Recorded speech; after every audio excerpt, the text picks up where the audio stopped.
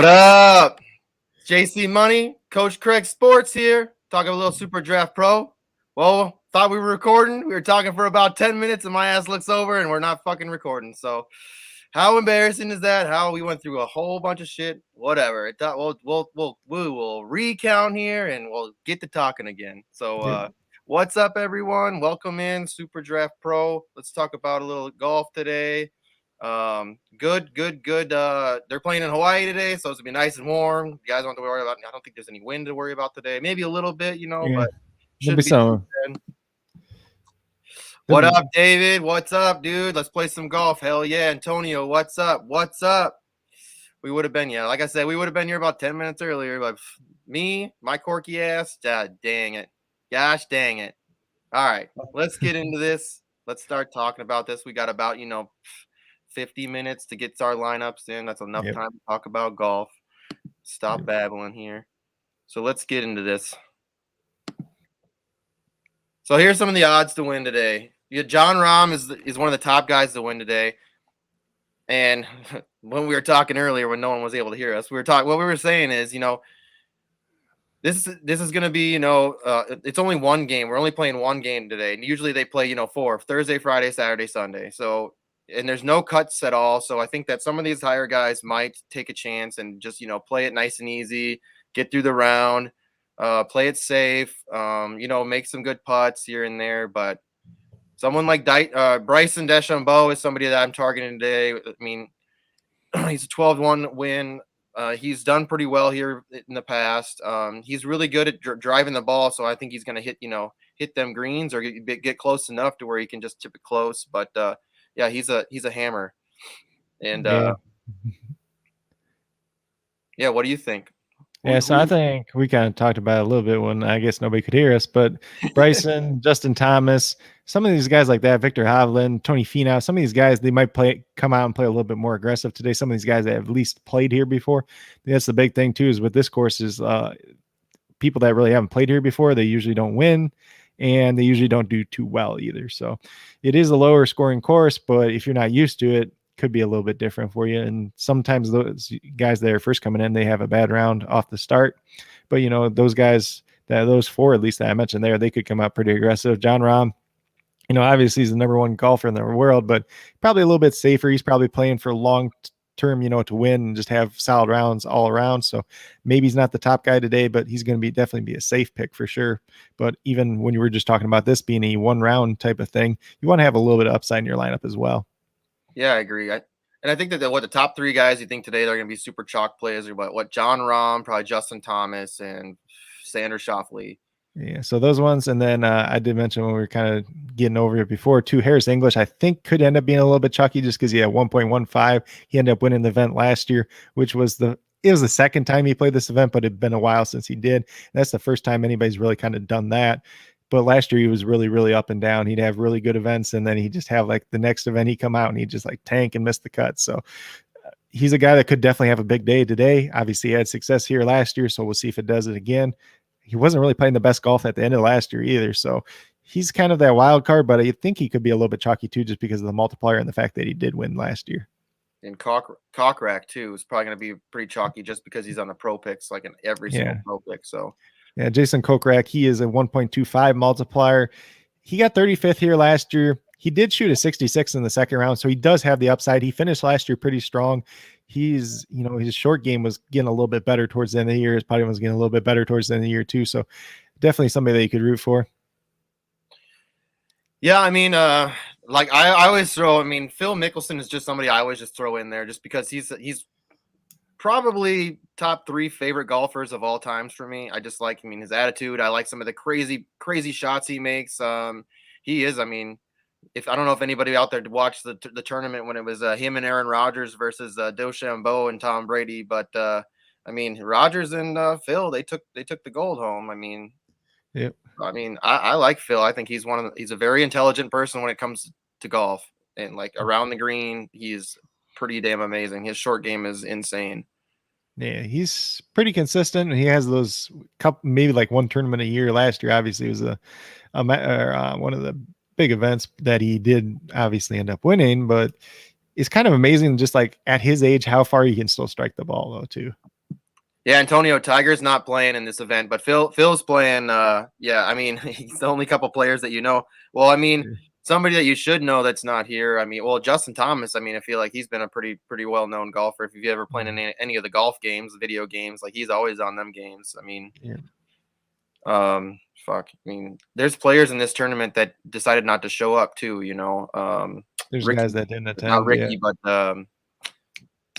McIlroy didn't come. Yeah, McIlroy didn't come. What about Cameron Champ didn't either, but a lot of guys could attend this event, but most of them did. Like there's, probably half of the guys that could attend this event, they just didn't do it. And like even last year, Joakim Neiman, he got second last year. He got, like sixth the year before, and he's not playing in this year. And he played really well at the beginning of last year too. So here's some of the SuperDraft Pro picks. So Justin Thomas and John Rahm, they weren't on a lot of them. I think that they're trying to avoid, some of the bigger players. I think, like Coach Greg was telling me earlier, he thinks that what they're doing is trying to go with some of these higher multipliers, just because on day one some of these guys might do some weird, crazy shit.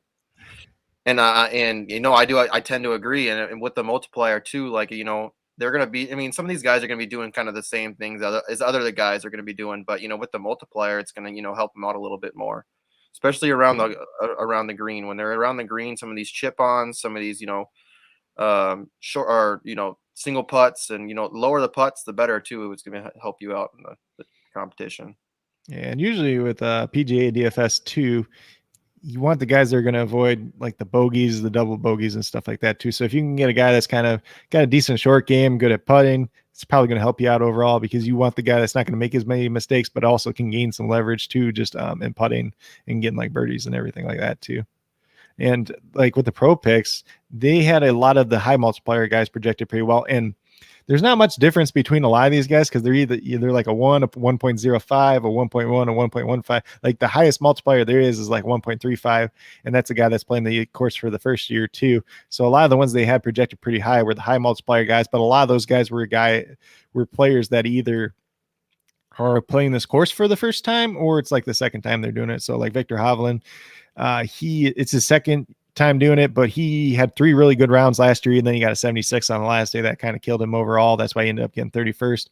Cameron Smith, I think it's his second time playing once again. He played pretty well last year, so he could be up there. Sam Burns, that they did have there too, he's got a good multiplier, but he's one of those guys, he can come out on any day and shoot like 8 under, but he could also shoot like 6 over on any days too. So yeah, I think that a lot of people today are going to have Cockrack. So, it's somebody I think I'm going to go with as well, just because of the multiplier. And I feel like if he goes off, and he has done really well, So like if he does go off and you miss on him, I think you're going to be out of the loop. And he did pretty well towards the end of last year. And it was at some of the tournaments he did better at too, were harder courses too. And this is a relatively easy course compared to some of the other ones he was doing pretty well on. And they're in damn paradise.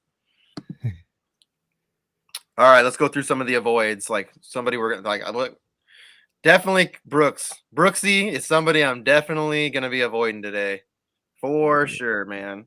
This guy gets the yips.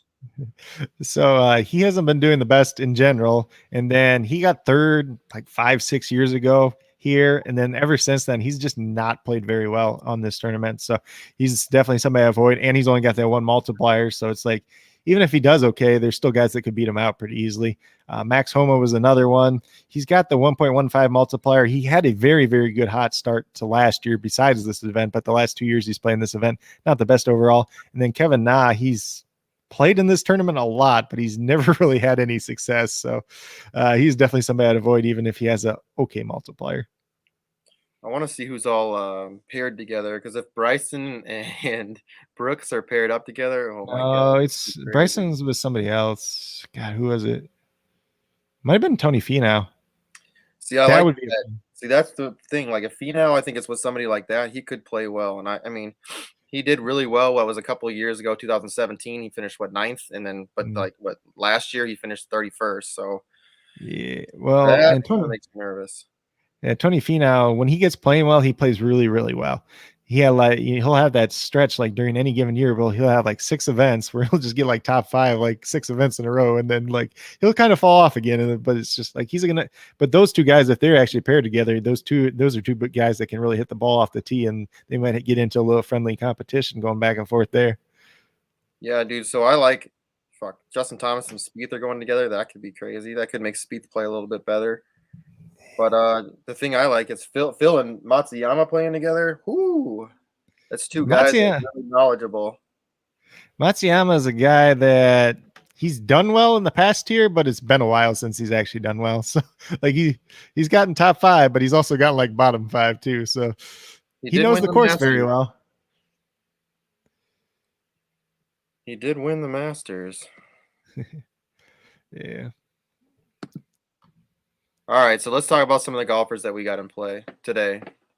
Yeah, so I think we already kind of talked about Justin Thomas, Jon Rahm quite a bit there, and Bryson. So Bryson, Justin Thomas, they're obviously guys that could come out attacking, have a big round. Jon Rahm probably a little bit safer, but probably not going to kill you overall. And then Colin Morikawa, we've seen him play very well at big events. He's gotten 2 years in a row here. You know, if he's putting well, this is a course that's not too difficult for putting, he could have a solid day once again as well.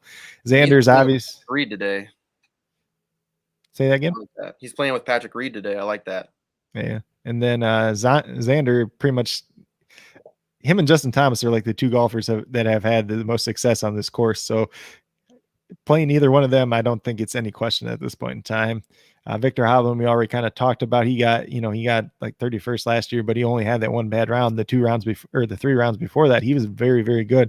And, in a single round like this, a guy that has some experience on the course, had some success on the course, he could definitely pay off. Sungjae Im right behind him. He had a lot of success last year. He had 4 good rounds here, which is kind of crazy because he's one of the worst putters in the PGA Tour. But these greens are not that hard. And if he can have that type of success once again, he's definitely going to help out your lineup overall. Really good iron play. Hey, he's good at everything besides putting, essentially. So he's a guy like that's definitely worth risking. I think he's a guy that'll be a little bit chalky, but I don't think the pro picks projected him too well. So maybe some people will be a little bit off on him. Tony Finau, I think the pro picks had him in one of the lineups too, if I'm correct. But he's definitely a guy that has that upside, as I kind of already mentioned. Like if he gets on a roll, he really gets on a roll. And if he starts rolling real early today, it could be a good round for him. Patrick Reed's kind of your guy, so I'll let you talk about him a little bit more. Well, Finau too. What I like about Finau is it's crazy. Like last year, he was somebody who was like, he always finished somehow. He'd always be top 5. Like he'd be just finish 5, like every year, like every event. So that's another thing. Like maybe he didn't do well here last year, but it's with just his history of play. Like he's somebody that just always finishes up there like top 5, and it's like 5 or 5 or 6. It's crazy. It's been like that for a while. I don't know. With Patrick Reed, man, he's just one of the guys where like he's somebody that could just he could easily win. He's one of those guys that could just win. Like he's that good. He's one of those guys, but he could also be one of those guys that just sucks. Like he can get in his own head.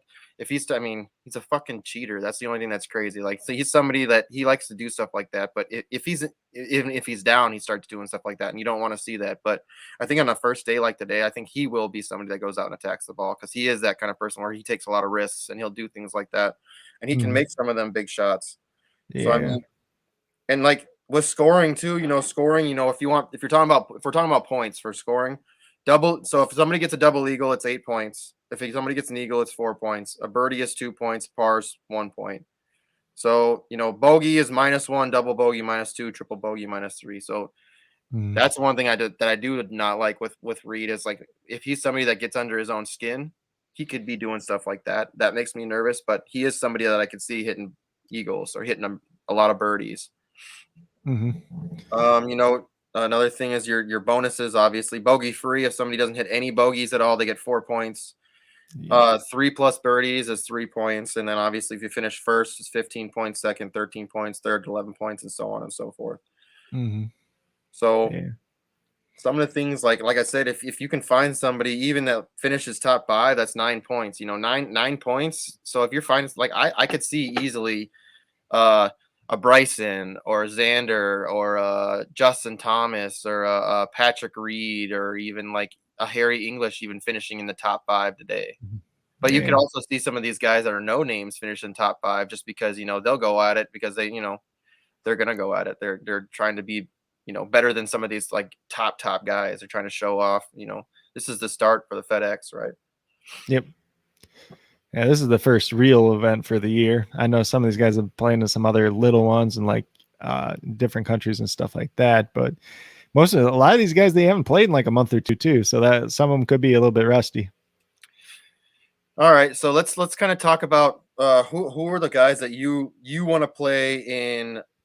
Who would you play today? Like, who is somebody that what is a like? How would you enter your contest today? How would you attack your contest today? Yeah, so I think we kind of touched on it just a little bit earlier, but the three core players that I do have is John Rahm, Justin Thomas, and Xander Schauffele, and those are probably going to be three of the most popular picks. But those would be the three that I feel most comfortable with, just given their history here. John Rahm's been top 10 the last 4 years here, second, eighth, 10th, and seventh. Justin Thomas, seventh, first, third. He had a 22nd in there, but then he did win the year before that as well. And then Xander was fifth, second, first. He had a 21st in there, and then he had a decent year before that as well too. So like a lot of guys that are familiar with this course, they had a lot of success here. They're probably not going to kill you. I know Justin Thomas, every once in a while, he have like one really bad, like he'll come out attacking, especially on like we already kind of talked about today. So if he goes wrong with his attacking, he's a guy that could kind of flop, but there's going to be enough people on him. Even if he does do bad, I think that it doesn't make too big a difference there, but the upside that he does offer is quite a bit on this one, at least. Yeah. And So then, go ahead, keep going. yeah, so like I'm looking at those three. I'm probably looking at two of like this next five group that I do have with Colin Morikawa, Sanjay M, Harris English, Victor Hovland, Tony Finau. So I think English will be kind of popular, like I talked about before, just because he won last year. He's got that decent multiplier. Hovland's probably going to be kind of popular just because he's got that 1.1 multiplier. The Pro Picks likes him. He had the 3 good rounds last year, just bombed the last day. So those two are probably going to be the most popular out of it. Obviously, Sanjay played very, very well last year. So he's a guy that I'm definitely looking at. Colin Morikawa, if he's putting well, which it's a good course if you're not the greatest putter in the world. So he's definitely in there. He's got 2 7th place finishes back-to-back years. Tony Finau, if he's playing well, he's definitely in there as well. So I'm looking at probably 2 of those guys in my lineup. And then I go down to like my flyer section, which was the Jason Kokrak, who apparently the Pro Picks like too, just because he's got that good multiplier 1.25. Like I already mentioned, he shot a 66 in the second round last year. So he does have that upside as well. So I'm looking at him or Matt Jones. Matt Jones has that 1.2 multiplier. He got 11th in 2015. He hasn't played this course since then, but if you want that, like you talked about the bogey free round. Yep. Matt Jones is like the guy that can get you the bogey free round. Like him and John Rahm are probably like the two that are going to get you the bogey free round, like or have the best chances to. Like he's just a solid, consistent guy. Every once in a while, he'll shoot.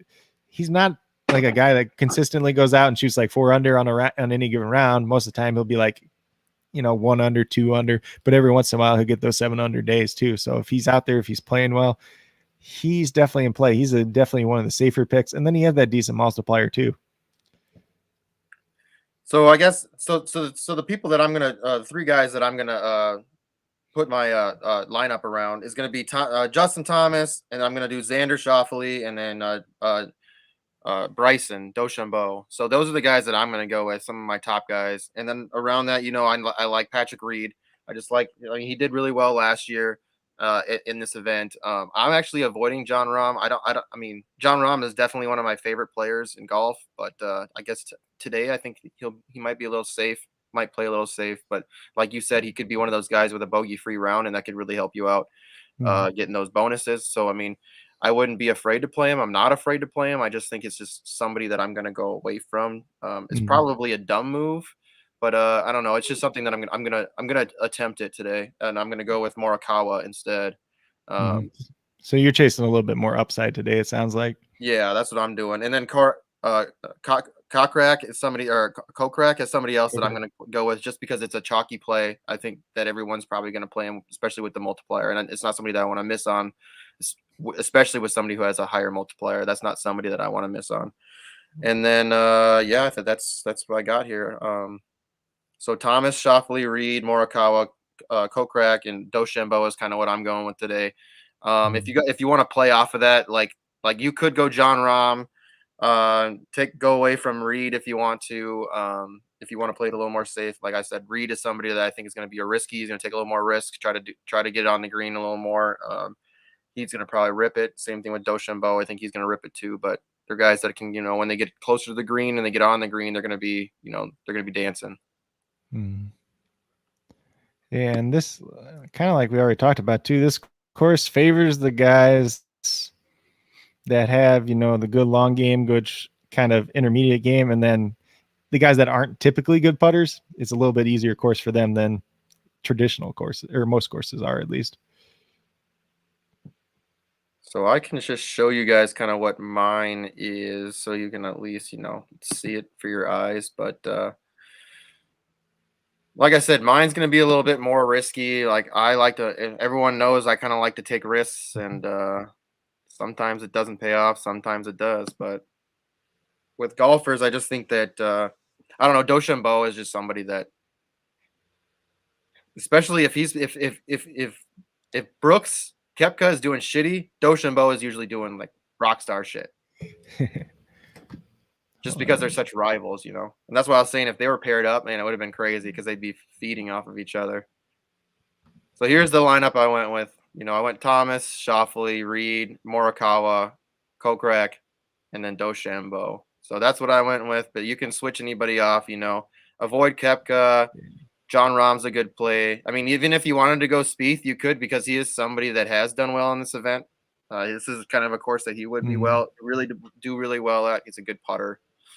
Yeah. So can't play. I got the Perry. Berger's a good play. And Berger's had some pretty decent success here too. Berger's had some decent success here too. At times, there's a lot of guys. So like, there's a lot of these other guys like that are in there that weren't quite on our list that have played this course a little bit. Like Abraham Ancer played really well towards the end of last year. He's played decently well on this course, but never like quite over the top. But he's like another one of those safe guys. He's kind of like in that John Rahm, that Matt Jones territory. Kevin Kisner's played on this course a ton, but it's really just hit or miss whether he does any. Like he'll do really well sometimes, he'll do really poorly sometimes. And then let's see, who was the other one? Mark Leishman was up there. He got like top 5 one year, but some years he's just kind of back and forth. Billy Herschel's the same way. He's had decent success on this course sometimes and not so good success at other times. We talked about Matsuyama a little bit as well. Obviously, you just mentioned Jordan Spieth's had some success, but most of that was kind of in his prime here. Last year, he had a couple tournaments, 4 or 5 in a row that he was doing pretty well, and then he kind of fell apart again. So if he comes out, if he hits the ball well, then he has a chance to. So there's another guy that I like too. That, I mean, it might be a risky play, but Siwoo Kim is another guy that I like. I mean, he's really damn good. He has won a couple events. He did the last event he played at. I think it was the Players Championship. He finished 9th. He's good. He's somebody that could do well. And like, he's somebody that could either do really fucking poorly or he could win. Like that's usually that's kind of like his. I don't think he'll be like really in between. Like he's gonna be top finisher like in the bottom. And then Gooch is somebody else we kind of talked about, but it's just the fucking name. Was it Tim Gooch? Taylor Gooch. He doesn't even spell it with a Y. But yeah, so I can give you. So these are the pair. So I'll go through some of these pairings real quick if you want. Sure. Yeah, go for it. So I'll just go through like the major ones because like the first group is like 2 guys doing it the first time. So Victor Hovland, Brooks Koepka. So that could be an interesting group. Yep. I agree. Koepka might get pissed off when Hovland does well, but then we got Gooch and Ancer. So that's kind of like this safe group. I call that the safe group, like the 2 guys that might shoot like 2 under and just kind of play it safe most of the day. But I think this is Gooch's first time. Ancer's been here a couple different times. Kevin Kinsler and Daniel Berger. So those are 2 guys that have both been here quite a bit, and they've had some mixed success as well. Eric Van Roosen and Seamus Power. I think Seamus Power is his first time out, but some of the metrics do like him, especially if it gets a little windy. Van Rooyen is just he hasn't done too much last year. Lucas Herbert and Matt Jones. So Matt Jones, kind of that safe player, obviously hasn't played here in a while. I think Herbert is his first time playing here. Then we have Kokrak and Homa. That's actually an interesting group. Because if like one of them gets going, they both might get going. Homa, like I said, he's been really bad here though, but he played really well at the beginning of last year, just not this event. Then we have Lucas Glover and Kevin Na, probably avoiding that group. Yep. Mark Leishman and Cam Smith. So that could be an interesting group just because Leishman's played here so many different times. Smith, it's his second year. The pro picks really did like him, but I don't know about it. I just don't think it's a course for him. Sam Burns and Billy Horschel. So that's going to be an interesting group just because those are like two guys that could come out and do really well, or they could just die. Like, Yep.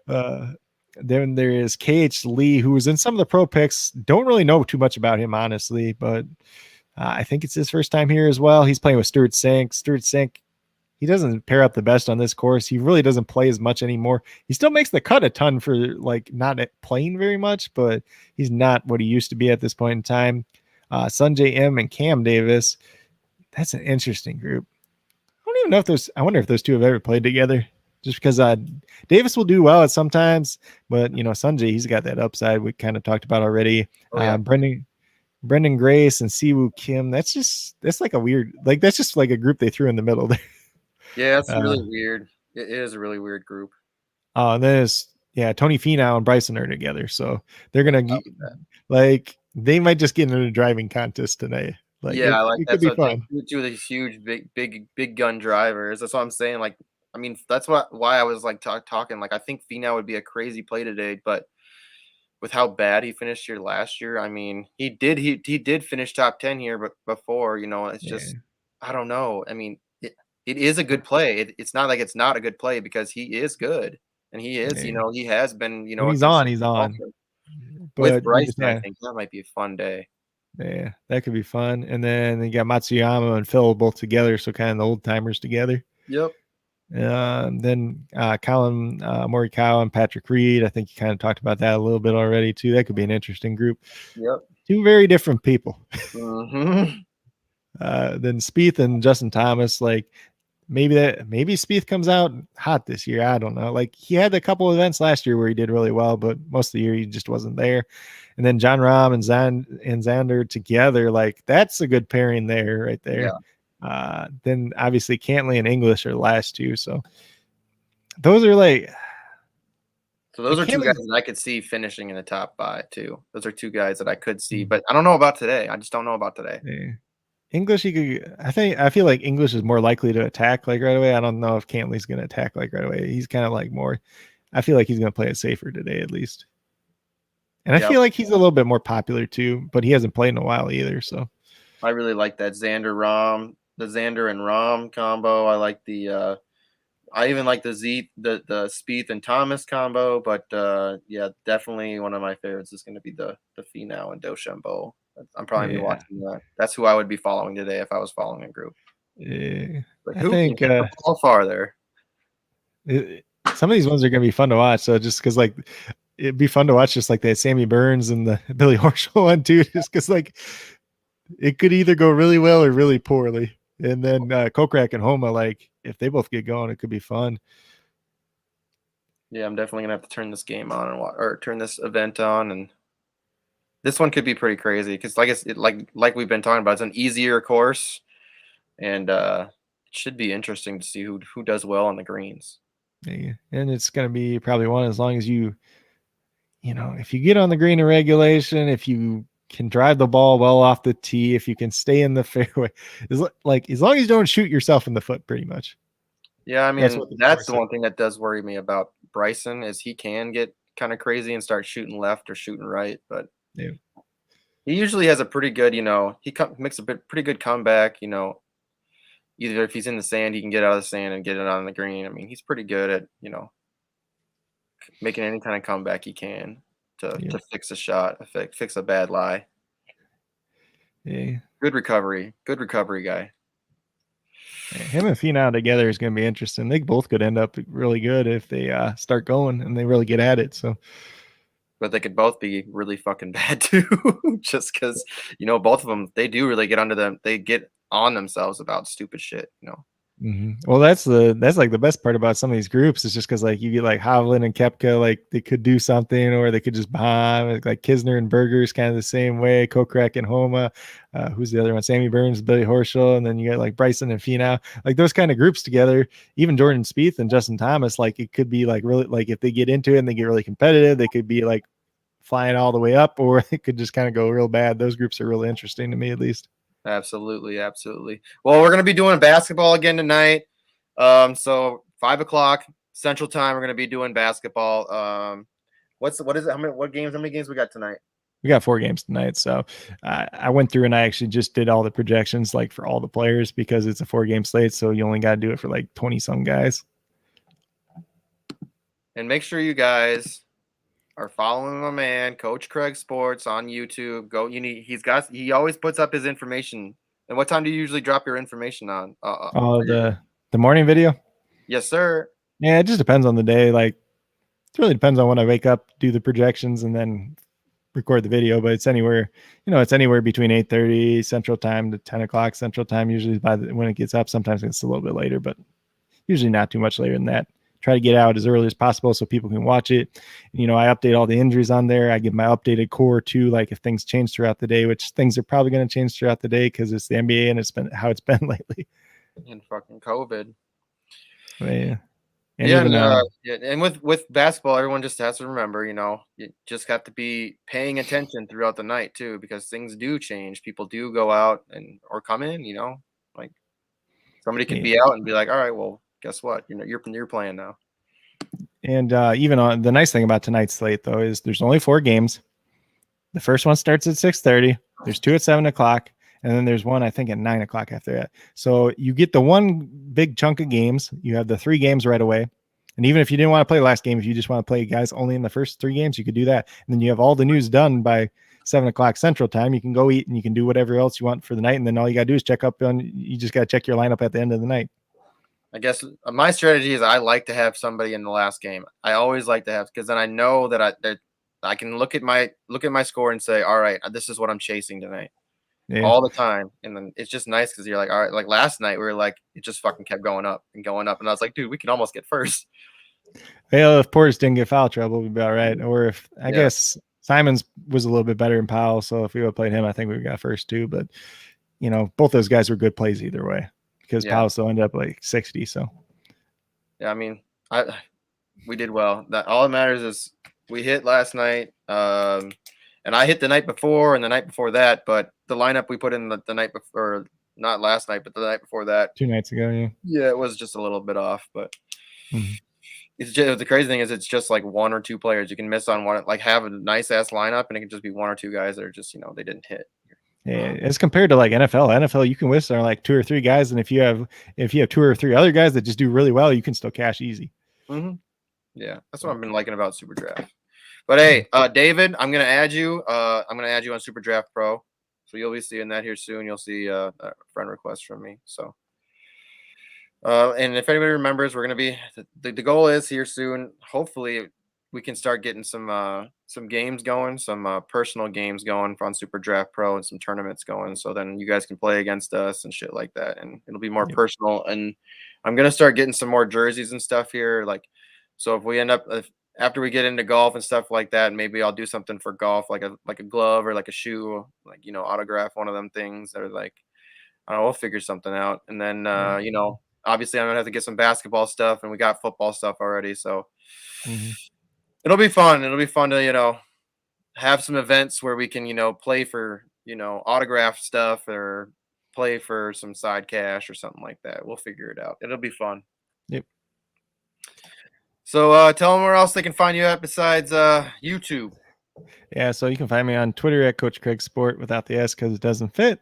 On YouTube, once again, Coach Craig Sports. If you're into, if you're into football, fantasy football, stuff like that, some deeper stats tracking of that, NFL draft prospect stuff like that, you can check me out on Patreon, patreon.com/Coach Craig Sports as well. Check me out on Sports Me app if you have the Sports Me app. If you don't, just go into your Google Play Store. I don't even remember what the Apple one's called. Just put in Sports Me and you'll find the app too. You can go on there, have little video discussions with me, with a bunch of other people on there. It's always a fun time. Yeah, I got to get on that. And we got Prize Picks, another one we're going to start talking about too. So this weekend I'm going to start getting on Prize Picks, and we're going to start talking about that because it's also legal, everywhere. So yep, every state. Thing. Same thing with SuperDraft Pro. Remember, it's legal everywhere. You just got to get on the subscription side. So you can go follow. Make sure you get signed up on SuperDraft Pro, sdcoachjc.com. We're gonna get Craig's on here soon. I still gotta get this my man here personalized address or .com so that then he can start making it easier for people to get on in under him. So just get in here, get playing. If you have any questions at all, go find me on Instagram at JC Money Design. Any questions you have at all, hit me up. I got a giveaway going on there. Anybody who starts following me on Instagram, I'm giving away a mini helmet, signed mini helmet, T. Higgins autographed mini helmet. So get in on that. Make sure you go find me on YouTube. Sign up on my YouTube too. I'm streaming on Alex's as well on Hustlers. But make sure you follow me on my YouTube, JC Money Design. It would be nice to start getting. I need to get my followers up. So once I get to 100, there's a couple other things that open up for you as a YouTuber. Yeah. And we're just trying to blow up. We're trying to give you guys the best information we can. The golf here today is going to be kind of a learning experience for me. Like I think I've only played a couple times for DFS on golf, and I have won a couple times. But yeah, it's something I need to start getting back into. I was playing a couple of years ago, but yeah, I love golf. It's one of my favorite things to do.